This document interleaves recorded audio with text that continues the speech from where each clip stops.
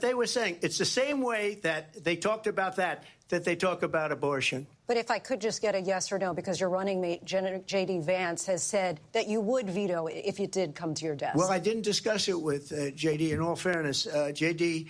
And I don't mind if he has a certain view, but I think he was speaking for me, but I really didn't.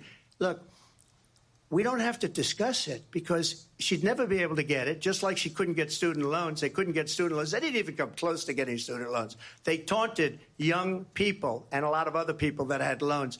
They can never get this approved. So it doesn't matter what she says about going to Congress. Well, wonderful. Let's go to Congress. Do it. But the fact is that for years they wanted to get it out of Congress and out of the federal government. And we did something that everybody said couldn't be done. And now you have a vote of the people on abortion. Vice President Harris, I want to give you your time to respond. But I do want to ask, would you support any restrictions on a woman's right to an abortion? I absolutely support reinstating the protections of Roe v. Wade. And as you rightly mentioned, nowhere in America is a woman carrying a pregnancy to term and asking for an abortion. That is not happening. It's insulting to the women of America. And understand what has been happening under Donald Trump's abortion bans. Couples who pray and dream of having a family are being denied IVF treatments. What is happening in our country? Working people, working women who are working 1 or 2 jobs, who can barely afford childcare as it is, have to travel to another state to get on a plane sitting next to strangers to go and get the health care she needs. Barely can afford to do it, and what you are putting her through is unconscionable. And the people of America have not, the majority of Americans believe in a woman's right to make decisions about her own body, and that is why in every state where this issue has been on the ballot, in red and blue states both, the people of America have voted for freedom. Vice President Harris, excuse me, I have to respond. Another lie. It's another lie. I have been a leader on IVF, which is fertilization. The IVF, I have been a leader. In fact, when they got a very negative decision on IVF from the Alabama courts, I saw the people of Alabama and the legislature 2 days later voted it in. I've been a leader on it. They know that, and everybody else knows it. I have been a leader on fertilization, IVF. And the other thing, you should ask, will she allow abortion in the 8th month, 9th month, 7th month? Come on. Okay, would you do that? Why don't you ask her that question? Why don't you answer the question? Would you because veto? Under Roe v. Wade, answer the question. Would you veto? You could do abortions in the 7th month, the 8th month, the 9th month, not true. and probably after birth. Just look at the governor, former governor of Virginia. The governor of Virginia said we put the baby aside and then we determine what we want to do with the baby. President Trump, thank you. We're going to turn now to immigration and border security. We know it's an issue that's important to Republicans, Democrats, voters across the board in this country. Vice President Harris, you were tasked by President Biden with getting to the root causes of migration from Central America. We know that illegal border crossings reached a record high in the Biden administration. This past June, President Biden imposed tough new asylum restrictions. We know the numbers since then have dropped significantly. But my question to you tonight is, why did the administration wait until 6 months before the election to act? And would you have done anything differently from President Biden on this? So I'm the only person on this stage who has prosecuted transnational criminal organizations for the trafficking of guns, drugs, and human beings. And let me say that the United States Congress, including some of the most conservative members of the United States Senate, came up with a border security bill which I supported. And that bill would have put 1,500 more border agents on the border to help those folks who are working there right now overtime trying to do their job.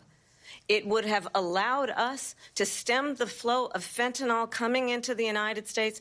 I know there are so many families watching tonight who have been personally affected by the surge of fentanyl in our country. That bill would have put more resources to allow us to prosecute transnational criminal organizations for trafficking in guns, drugs, and human beings. But you know what happened to that bill? Donald Trump got on the phone, called up some folks in Congress, and said, kill the bill. And you know why? Because he'd prefer to run on a problem instead of fixing a problem.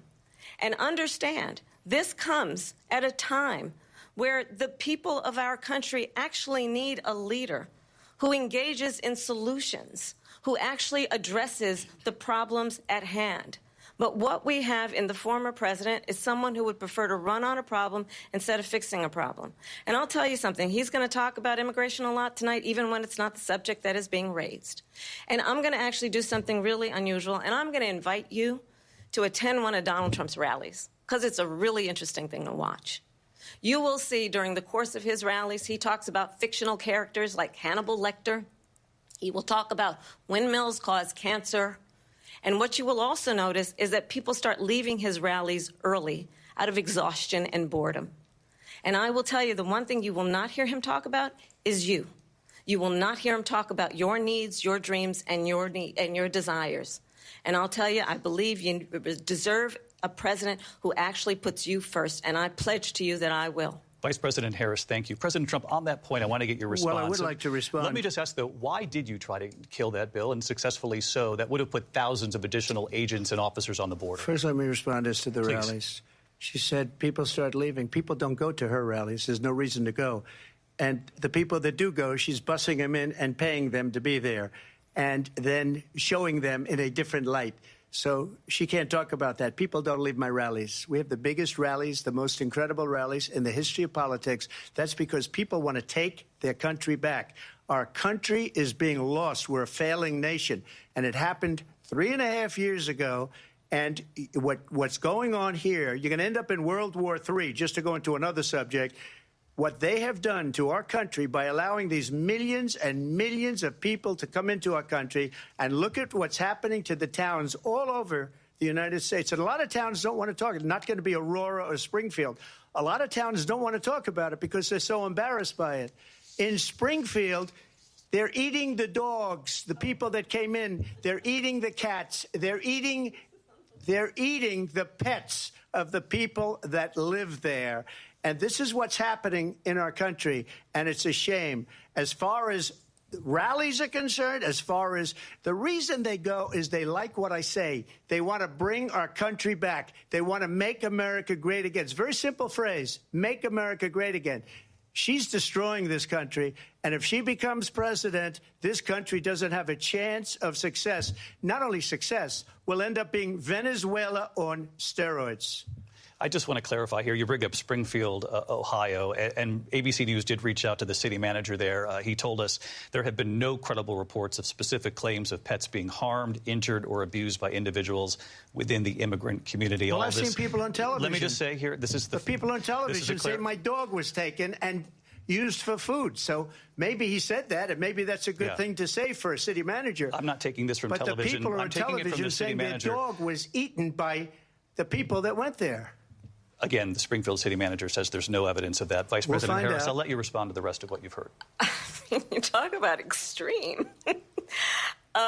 This is, I think, one of the reasons why in this election I actually have the endorsement of 200 Republicans who have formerly worked with President Bush, Mitt Romney, and John McCain, including the endorsement of former Vice President Dick Cheney and Congress member Liz Cheney.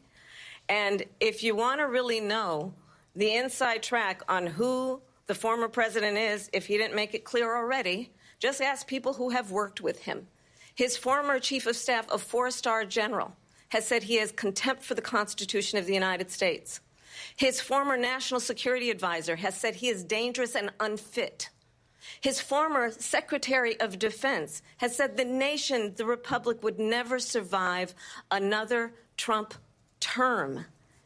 And when we listen to this kind of rhetoric, when the issues that affect the American people are not being addressed, I think the choice is clear in this election. President Trump, I'll give you a quick minute to respond here. Thank you, because when I hear that, see, I'm a different kind of a person. I fired most of those people. Not so graciously. They did bad things or a bad job. I fired them. They never fired one person. They didn't fire anybody having to do with Afghanistan and the Taliban and the 13 people whose were just killed, viciously and violently killed. And I got to know the parents and the family. They didn't fire. They should have fired all those generals, all those top people, because that was one of the most incompetently handled situations anybody has ever seen. So when somebody does a bad job, I fire him. And you take a guy like Esper. He was no good. I fired him. So he writes a book. Another one writes a book. Because with me, they can write books. With nobody else can they. But they have done such a poor job, and they never fire anybody. Look at the economy. Look at the inflation. They didn't fire any of their economists. They have the same people. That's a good way not to have books written about you. But just to finish, I got more votes than any Republican in history by far. In fact, I got more votes than any president, sitting president, in history by far. Let me continue on immigration. It was what you wanted to talk about earlier, so let's get back to your deportation proposal that the vice president has reacted to as well. President Trump, you call this the largest domestic deportation operation in the history of our country. You say you would use the National Guard. You say if things get out of control, you'd have no problem using the U.S. military. Police, yes. You also said you would use local police.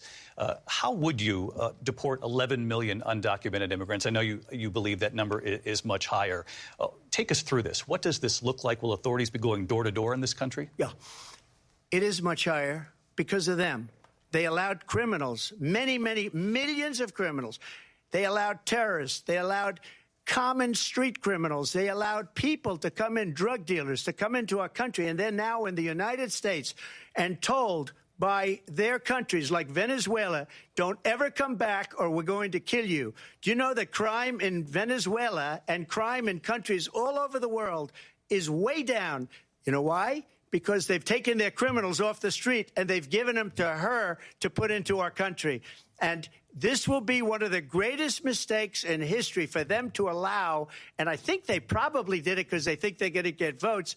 But it's not worth it because they're destroying the fabric of our country by what they've done. There's never been anything done like this at all. They've destroyed the fabric of our country. Millions of people let in. And all over the world, crime is down all over the world except here. Crime here is up and through the roof. Despite their fraudulent statements that they made, crime in this country is through the roof. And we have a new form of crime. It's called migrant crime. And it's happening at levels that nobody thought possible. President Trump, as you know, the FBI says overall violent crime is actually coming down in this country. But Vice President Harris, the FBI they were defrauding statements.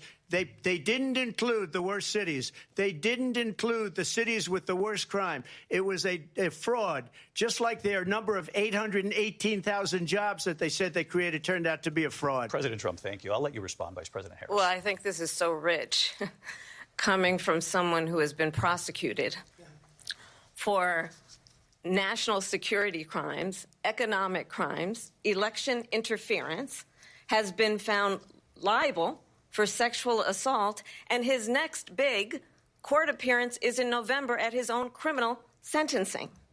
And let's be clear where each person stands on the issue of what is important about respect for the rule of law and respect for law enforcement. The former vice president called for defunding federal law enforcement, 45,000 agents, get this, on the day after he was arraigned on 34 felony counts.